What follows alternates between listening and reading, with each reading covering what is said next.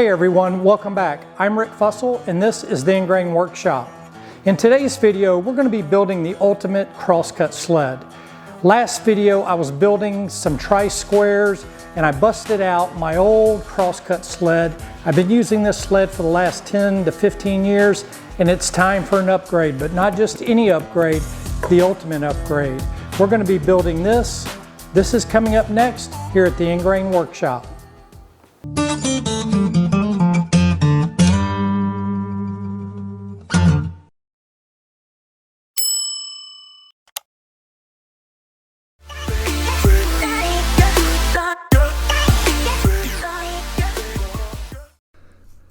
So I'm going to start out this project with a full sheet of 3/4 inch MDF. It's not going to take the full sheet, so what I'm going to do is, just using my DIY track saw, I'm just going to rip this sheet in half. It's going to take approximately a half sheet of 3/4 inch MDF to complete this project. Now you could use 3/4 inch birch plywood as well. You just want to make sure that you're using a stable wood here for the crosscut sled. Now I'm going to take my half a sheet of 3/4 inch MDF, and here at the table saw I'm going to rip a piece off that's 24 inches, and this is going to be for the sled base. And then once I get that 24 inch piece ripped, I'm going to rotate it 90 degrees and then rip it at 36 inches, and that's going to be the final dimension for our sled base, 24 inches by 36 inches. Then I'm going to rip two pieces down at 12 inches a piece, which is going to represent the front and the back fence.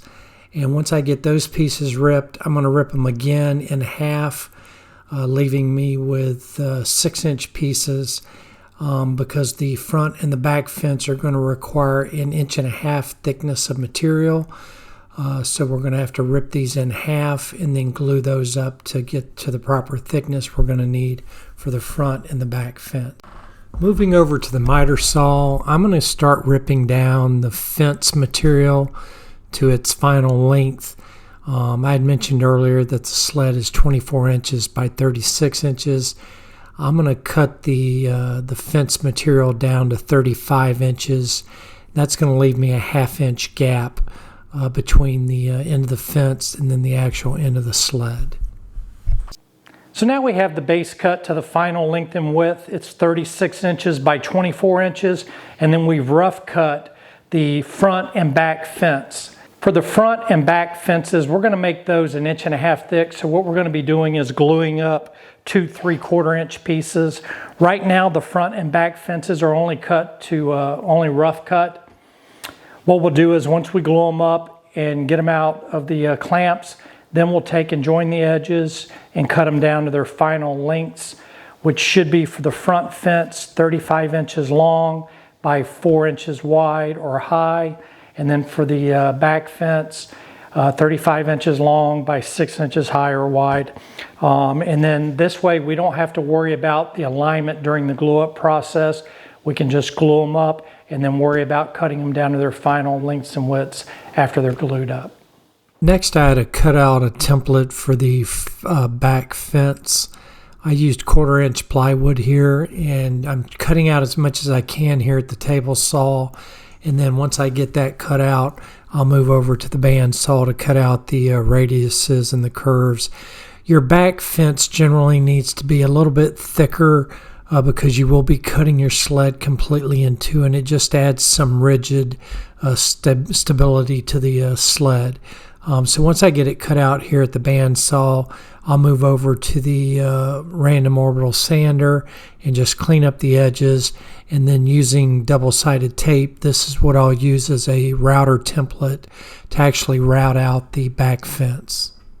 So you can kind of get an idea of the design here. You can see that it's taller in the middle of the back fence, and then it just tapers down on both ends. And again, that just adds more stability to the actual sled. With the template made, we can start gluing up the front and the back fence. And again, don't be sparingly with the glue, just be very liberal with the glue, and then just using some F-clamps. I'm going to clamp it together and then leave them overnight for 24 hours to cure. And then once they're dried, we'll bust them out of the clamps and we'll start to clean up the edges and join the edges, which is another reason why we oversize these pieces. It's just going to make it a lot easier. We don't have to worry about alignment here. We can just glue them up, slap them in the clamps, and we don't have to think about it. With the front fence now out of the clamps, I can take and join one edge of the board using my joiner jig here at the table saw. Once I get one joined edge, then I can take that, put it up against the table saw fence, and then rip the front fence to its final width, which is going to be 4 inches. Then I'll take it over to the miter saw and cut it down to its final length, which is going to be 35 inches.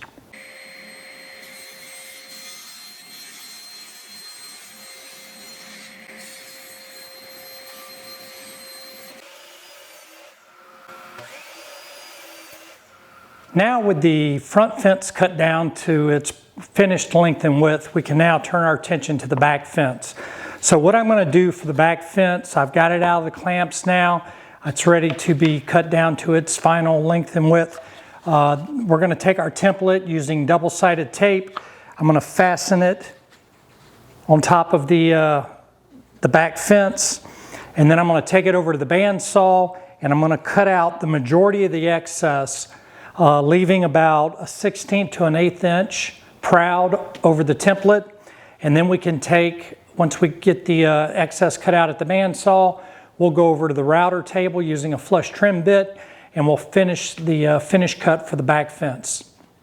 So if you don't have any double-sided tape in your workshop, I highly recommend it. It's got a lot of different uses and I use it all the time for just holding down templates. It works really well for that, among other things. I'll leave a link in the video description below to where you can pick some up, but I highly recommend just picking up a roll of it. Just have it around the workshop. It's very useful. And again, here at the bandsaw, we're not trying to get too close. Like I said, we want to be about an 1/8 of an inch to a 1/16 of an inch proud, and then we'll clean this up over at the router table with a flush trim bit. So here at the router table, we're going to create a lot of MDF dust. So just make sure that you're wearing a dust mask while you're doing this operation. I'm also using a flush trim bit here. For those of you that don't know, I mean, that's a bit that has a bearing at the top of the bit. And what happens is that bearing rides along the template and then cuts the piece down to the size of the template. And it just makes a very nice flush cut from your workpiece down to your template. And due to the thickness of our material, you are going to need a flush trim bit that has a depth cut capacity of at least 1.5 inches, because that's the thickness of our material here that we're cutting.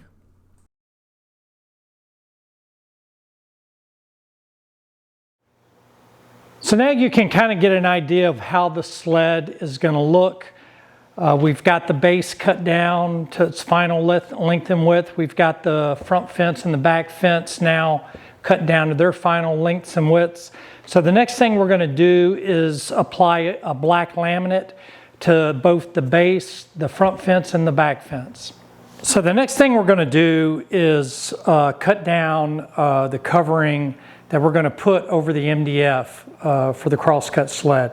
So I've chose to pick black laminate because eventually I'm going to be putting black laminate on my miter saw station and on my outfeed table. So I just want everything to match.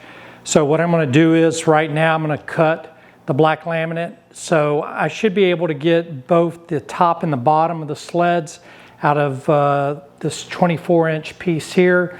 Then I can take and rip it down the middle, and it's 24 by 36. Now I am overcutting it by a 1/2 inch, which will leave me a 1/4 inch overhang. That way I can come back with the trim router and clean up the edges. So right now I'm cutting this at 36 and a 1/2 inches, and then I'll cut it at 24 and a 1/2 inches, and then that will leave me the top and bottom for the sled, and then we'll do the same thing for the front and the back fence. So you basically only need two items to cut the laminate, one being a straight edge and then the other being a scorer. And I'll leave a link in the video description below to where you can pick one up. And that's pretty much it. You score it a couple of times, and again, just take your time. On your first pass, you don't have to dig down too deep. Just a light score, and then score it maybe one or two more times, and then they should just bend and break off with no issues. And here are the two sheets that we're going to be using for the top and the bottom of the sled. Okay, so now that I have the laminate pieces cut down to size, and I've got them on the actual pieces are going to go on, I'm going to flip them upside down just so I can apply the contact cement to the back of the laminate. And then I'm going to move them off the base plate and the front and back fences, and then put the contact cement on the actual MDF, and then we can glue the two pieces together. Now on the bigger, the base plate here for the saw, I'm just going to use some scrap wood. You could use wood dowels, you could use PVC, anything, rebar, anything, because if it doesn't have contact cement on it, then it won't stick together. But once you put contact cement on the back of the laminate and then contact cement on the MDF, and the two surfaces touch each other, then they're fastened or they're glued to forever. So just to make sure that you can line everything up, go ahead and use some scrap wood. That way you can align the pieces. Now keep in mind, we did cut these oversized a ½ inch, so I'm going to have a ¼ inch overhang on all sides, and then we'll clean that up over at the router table. Also remember too, when you're applying the contact cement, you want to make sure that you're in a well-vented area. I'm going to open up the overhead door behind me, but I'm also going to use a respirator just to protect myself because this stuff can be pretty potent. So like I said, this contact cement is pretty potent. So not only did I have the overhead door open, I was wearing a respirator, and then I also turned on a fan just to circulate the air outside as quickly as possible. This stuff is not good to smell. But once you get it applied to both surfaces, both the laminate and the MDF, then you have to wait about 20 minutes for it to set up, and then it gets kind of tacky. And once it sets up for about 20 minutes, then you're able to actually apply the two surfaces together. And like I had mentioned earlier, you want to make sure that you use some wood, scrap wood, like I'm using here, or some wood dowels, and just start in the middle and work your way out. Making sure that you don't trap in any air bubbles at all. And you'll see here I've started at the center, then I'll remove one of the scrap woods, and then just work my way to the outside of the workpiece, trying to smooth out as many air bubbles as possible. And then once you get the laminate fastened or adhered to your workpiece, then you need to take a J roller, and again I'll leave a link in the video description where you can pick one up, and this will just apply constant pressure along, probably I think it's a 6-inch J roller, and that way you can just apply more pressure to really make the surfaces connect to each other. And you do want to be careful using the J roller along the edges of your workpiece, especially in this instance where we've got a 1/4 inch oversized, because you can chip it off, and that's the last thing you want to do.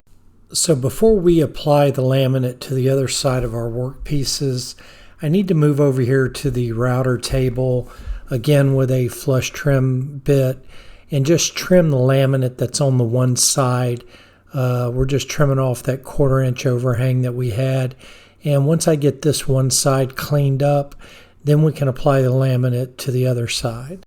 Now with both faces of the front and back fences along with the base laminated, I'm going to take and laminate the top of the fences and the sides of the fence. This front fence, the back fence was a little tricky because of the radiuses that are cut in there, so you do have to take your time. laying it out. But once you get it in there, you should be good to go. And then the front fence, were just simple 90-degree angles. Back at the router table, I've swapped out the flush trim bit for a chamfer bit. And I'm going to take and just chamfer, just a slight chamfer, maybe 1/8 of an inch, along the edges of the fence, both fences, and then the base as well, just to soften the edges is all this is going to do. Now by doing this, this will expose the MDF, and I didn't like the look of it, because MDF against the black just didn't look right to me. So I did go back with just a black Sharpie and color in that little 1/8 of an inch chamfer, just to clean it up aesthetically and make it look better. That's all that did. On the base of the sled, I'm going to use a radius template, and I'm going to apply it with just some double-sided tape to the base, just to round over the corners. And again, this is just to soften up these edges. And then I'm going to cut it out with a flush trim bit over at the router table.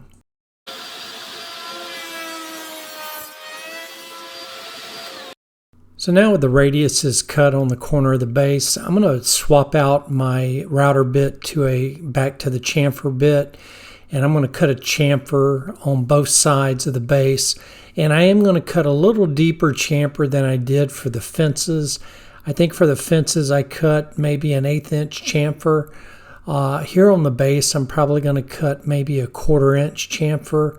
And again, I'm going to cut that on both sides of the base. And again, this is just to soften up the edges.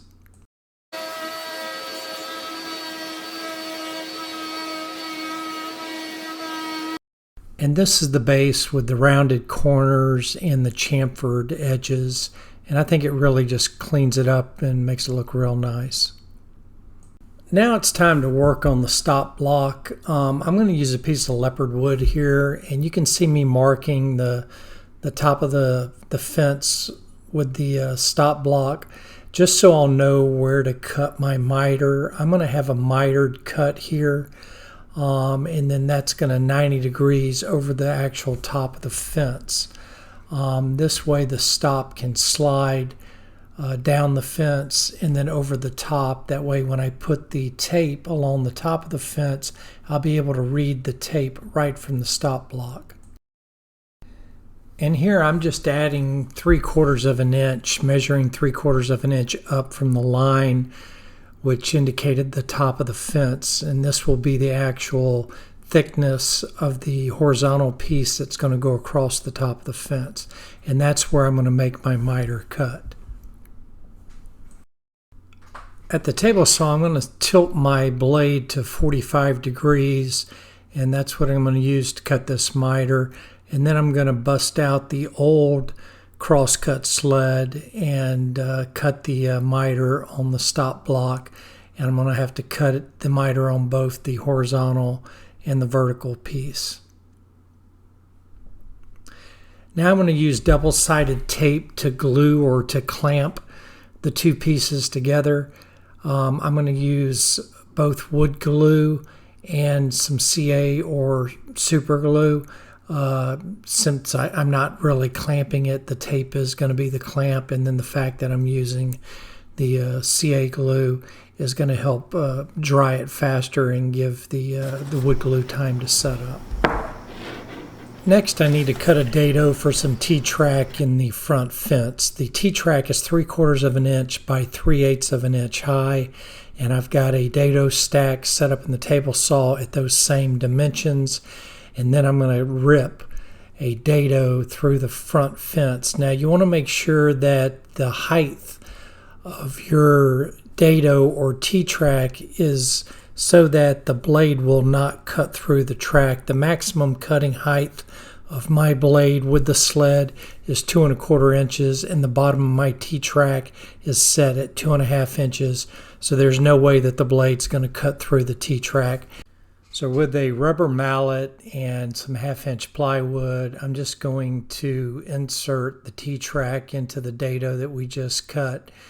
and then I'll go in and pre-drill with a VIX bit or a self-centering bit and install some screws to permanently fasten the T-track to the front fence.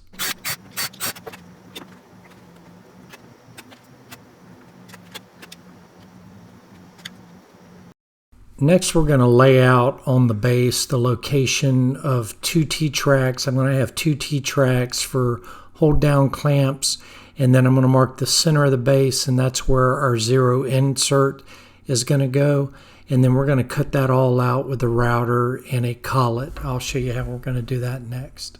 Okay, so I've made some measurements on our base plate, and what I'm going to do is I'm going to cut out a 1/4 inch deep insert for a zero clearance, and then if I want to use a dado stack, it'll be interchangeable. I can just pull out the insert for whatever cut that I'm going to use.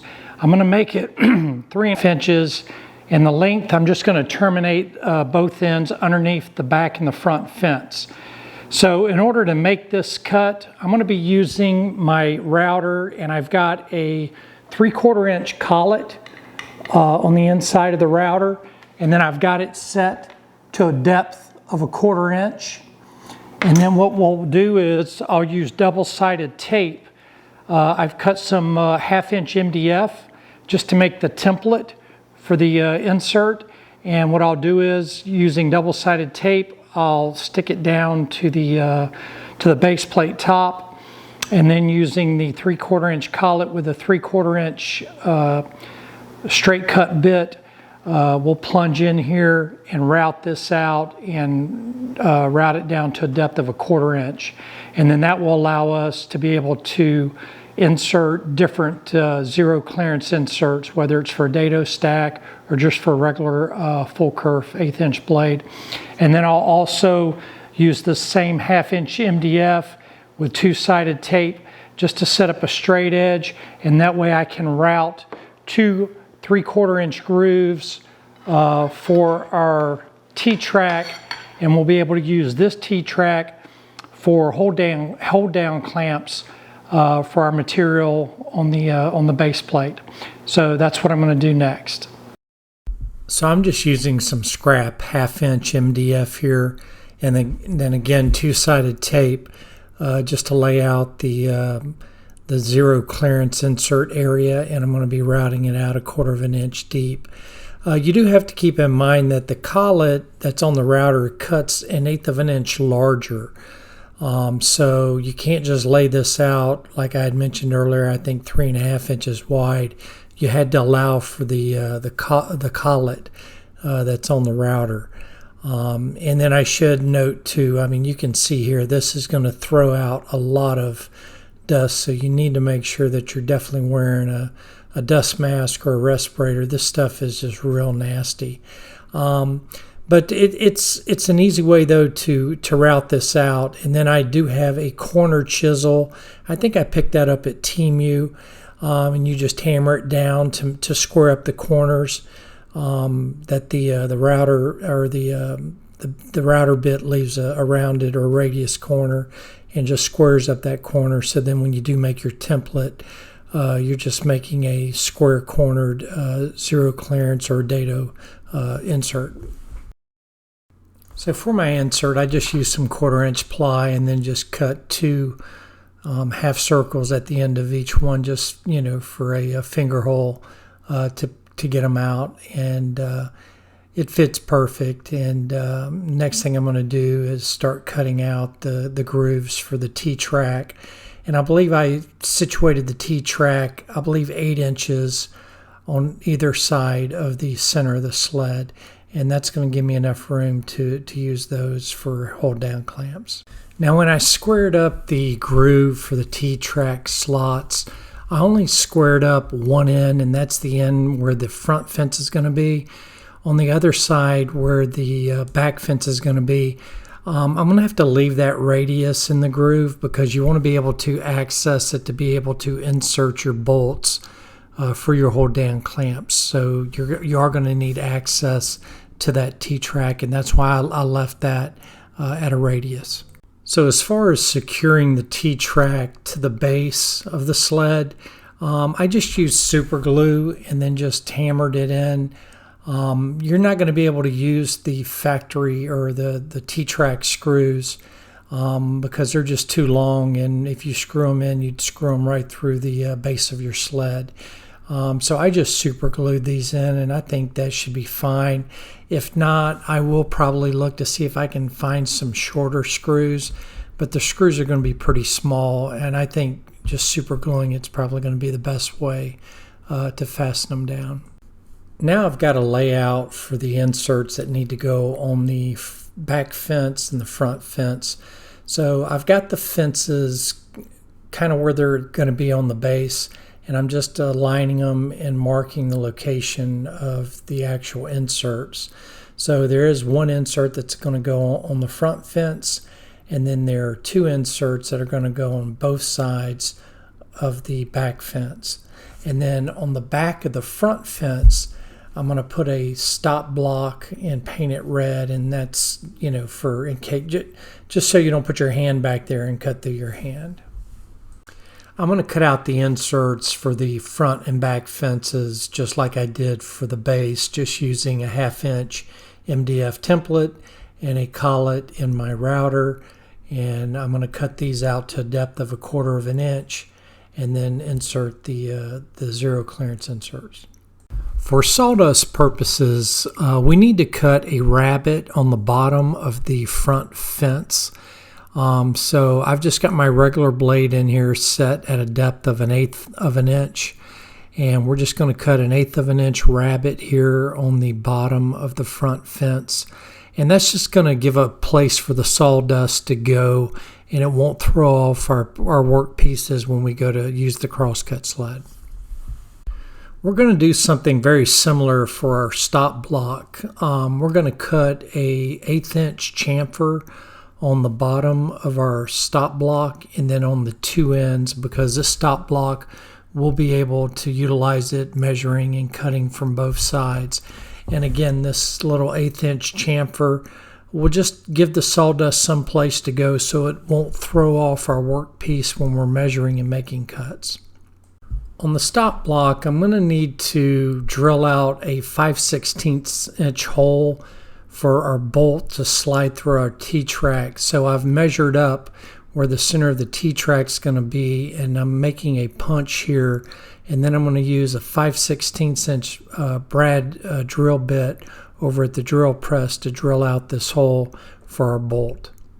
Since we're drilling through a hardwood here, you just want to make sure that you've got a backing so you don't have any blowout on the back side, and we're going to want this to sit flush up against our front fence.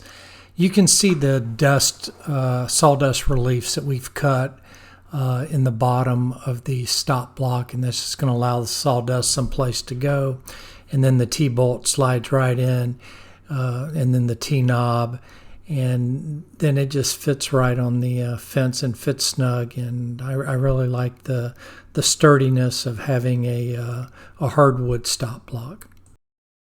Next, I need to cut the runners for the crosscut sled. So I'm using a hardwood. I'm using Jatoba here, and I'm ripping them down to 3/4 inch. That is the width of my miter slots, and you want them to fit snug, but not real loose. But you do want them to fit snug.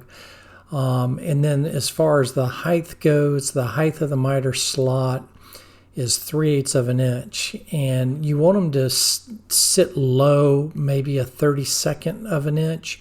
You don't want them to sit flush with the top of the table saw. You want them to sit down, like I said, maybe a 32nd of an inch. So once I got them ripped down to 3/4 inch, then I set up my fence to 3/8 inch and ripped them down to 3/8 inch, and they seem to fit very nice in the miter slots. So before installing the runners, I needed to find out the center of my sled, which was 18 inches.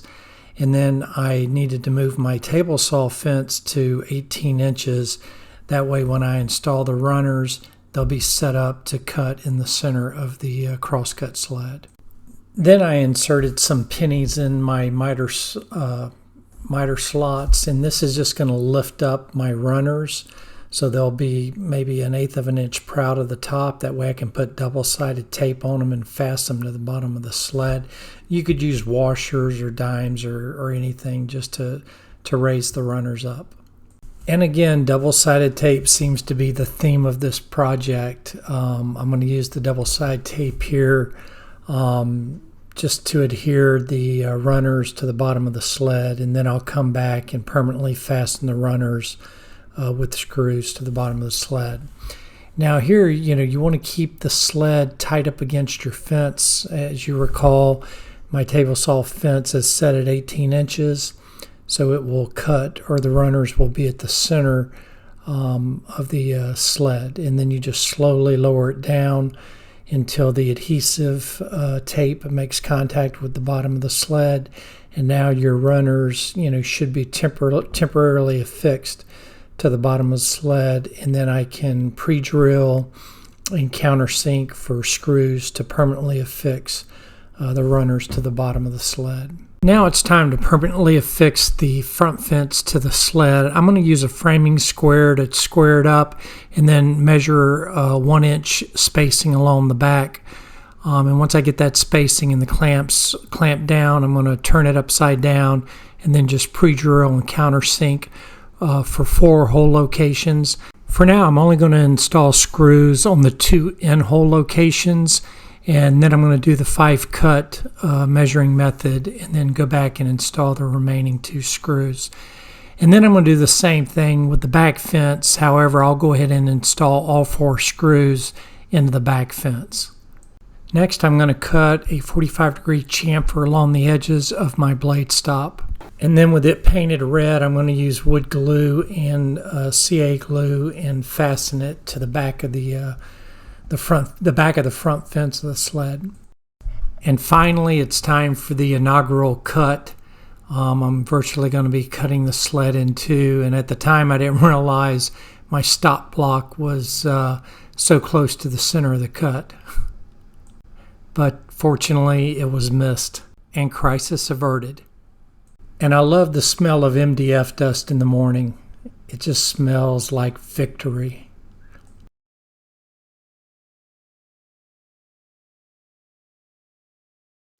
I did install some MDF on the back of the back fence just to make sure there wasn't any blowout. And again, I just used double-sided tape for this. And here I'm just confirming with the framing square that the front fence is square to the actual cut, and it's pretty dead on.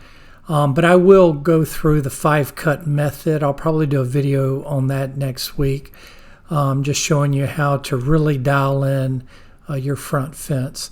So that's going to leave us with just one task left to do, and that is to install metal tape along the back or on the top of the front fence. And I'm going to do this running left to right and right to left, just so I can make cuts from either side of the sled.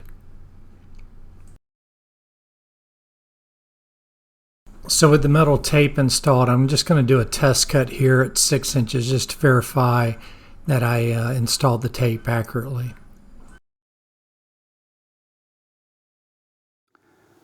Well, that's going to wrap up this one. This is a huge improvement over my last crosscut sled. I hope this video helps you. I hope it gives you some ideas on how you can build your own crosscut sled. If it did, then please give this video a thumbs up. If you've got any questions on why I did something or how I did it, then just please leave them in the comments section below and I'll be more than happy to answer them. Now, if you're new to the channel and you like DIY and woodworking projects, then I invite you to subscribe to the channel. It's free and painless, and I'd also ask that you hit that bell icon. That way you'll be notified of all our upcoming videos. To all our existing subscribers, I really appreciate all the support you've given this channel. I'll leave links in the video description below to where you can get some of the tools and equipment that we used in building this crosscut sled. Again, I'm Rick with the Ingrain Workshop. We'll see you next time. Have a wonderful day, and God bless.